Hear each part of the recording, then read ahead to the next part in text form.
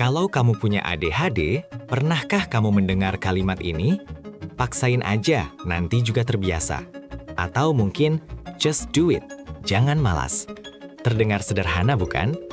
Tapi tahukah kamu, bagi otak neurodivergent, nasihat paksain aja itu bukan sekedar saran yang kurang tepat. Itu adalah racun. Racun yang pelan-pelan merusak mentalmu, mengikis harga dirimu, dan justru membuatmu semakin lumpuh. Dalam 10 menit ke depan, kita akan membedah kenapa memaksa diri justru memblokir jalur kimiawi di otakmu dan bagaimana kita bisa menggantinya dengan strategi external brain yang benar-benar bekerja. Mari kita jujur tentang apa yang sebenarnya terjadi. Ini bukan rasa malas, kamu ingin mengerjakannya. Kamu tahu konsekuensinya jika tidak selesai. Kamu bahkan mungkin sedang meneriaki dirimu sendiri di dalam hati. Ayo bergerak, kenapa susah sekali cuma untuk berdiri? Tapi tubuhmu tidak merespons. Ini disebut kelumpuhan eksekutif atau ADHD paralysis. Bagi orang luar, ini terlihat seperti seseorang yang sedang santai-santai menunda pekerjaan. Tapi di dalam, ada perang batin yang melelahkan di mana niat dan tindakan terputus total. Masalah utama dari nasihat konvensional adalah asumsi bahwa motivasi bekerja seperti otot. Kalau didorong, dia akan bergerak. Untuk otak neurotipikal, ini benar. Ada hubungan langsung antara pentingnya tugas dan motivasi untuk melakukan. Tapi, otak ADHD tidak didorong oleh kepentingan atau konsekuensi jangka panjang. Otak ADHD didorong oleh ketertarikan, kebaruan, tantangan, dan urgensi instan. Ketika kamu mencoba menggunakan tekad atau willpower murni untuk tugas yang membosankan, kamu sedang mencoba menyalakan mesin mobil tanpa bensin. Mari kita masuk ke dalam mesinnya. Disinilah letak masalah biologisnya. Prefrontal cortex. Ini adalah CEO dari otakmu, manajer yang bertugas mengatur perencanaan, fokus, dan inisiasi tugas. Pada otak ADHD, area ini seringkali kekurangan neurotransmitter tertentu, terutama dopamin dan norepinefrin. Tanpa pembawa pesan kimiawi ini, sinyal dari niat tidak pernah sampai ke tindakan. Jadi ketika orang bilang just do it, mereka menyuruhmu menggunakan bagian otak yang justru sedang offline. Inilah twist yang kejam. Ketika kamu memaksakan diri dengan rasa bersalah atau tekanan moral, otakmu memproduksi kortisol, hormon stres.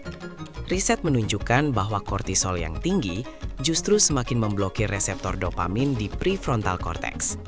Jadi, semakin keras kamu menekan diri sendiri, semakin stres kamu. Dan secara biologis, semakin sulit bagi otakmu untuk berfungsi. Nasihat keras pada diri sendiri itu secara harfiah memutus kabel yang kamu butuhkan untuk bekerja. Brandon Mahan, seorang pakar ADHD, menyebut fenomena ini sebagai wall of awful atau tembok mengerikan. Setiap kali kamu gagal melakukan sesuatu di masa lalu, satu bata diletakkan. Setiap kali kamu dikritik karena malas, satu bata lagi.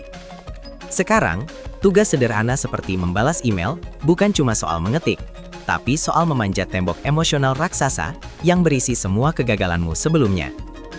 Memaksa diri menabrak tembok ini hanya akan membuatmu gegar otak, bukan produktif. Akibat jangka panjang dari strategi memaksa diri adalah rasa malu yang kronis atau toxic shame. Kamu mulai percaya bahwa kamu rusak, malas, atau tidak punya masa depan. Ini berbahaya. Rasa malu adalah emosi yang melumpuhkan, bukan memotivasi. Ia menguras sisa-sisa energi mental yang sebenarnya bisa kamu gunakan untuk berpikir kreatif. Siklus ini harus diputus. Kita tidak bisa memperbaiki masalah biologis dengan penghakiman moral. Lalu, apa solusinya? Jika CEO di dalam otakmu sedang cuti, kamu perlu merekrut manajer dari luar. Kita menyebut konsep ini external brain atau otak eksternal. Idenya adalah berhenti mengandalkan memori kerja dan tekad internal yang tidak konsisten, dan mulai memindahkan fungsi eksekutif tersebut ke lingkungan fisikmu. Kita tidak mencoba mengubah otakmu secara paksa, kita mengubah lingkungan agar sesuai dengan cara kerja otakmu. Prinsip dasarnya adalah make it visible, make it physical.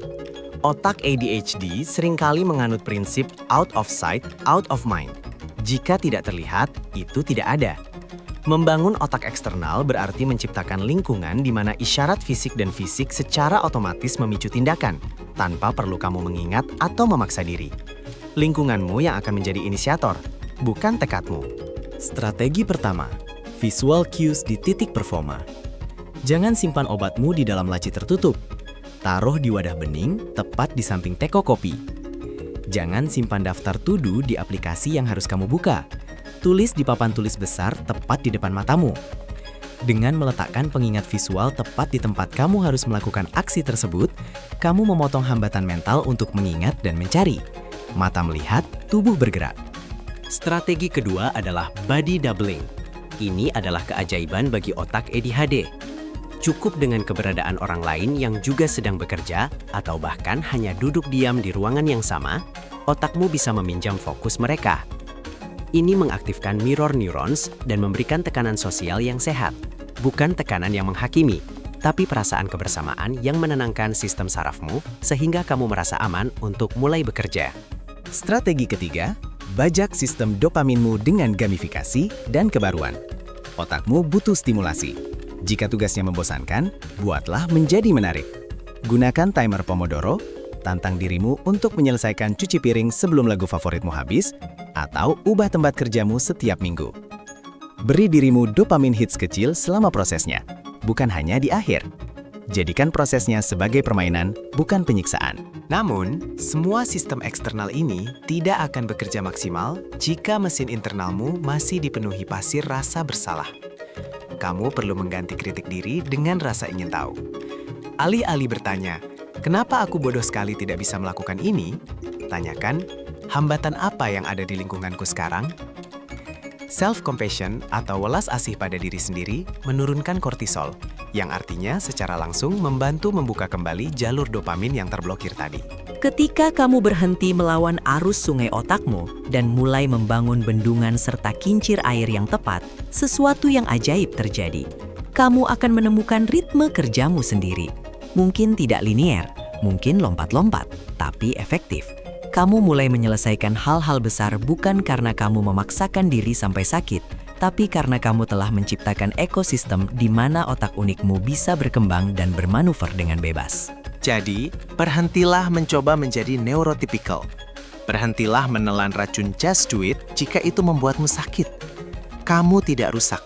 Kamu hanya memiliki sistem operasi yang berbeda yang membutuhkan panduan manual yang berbeda. Mulailah membangun otak eksternalmu hari ini.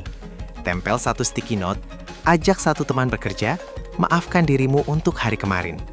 Jalanmu menuju sukses tidak harus lurus.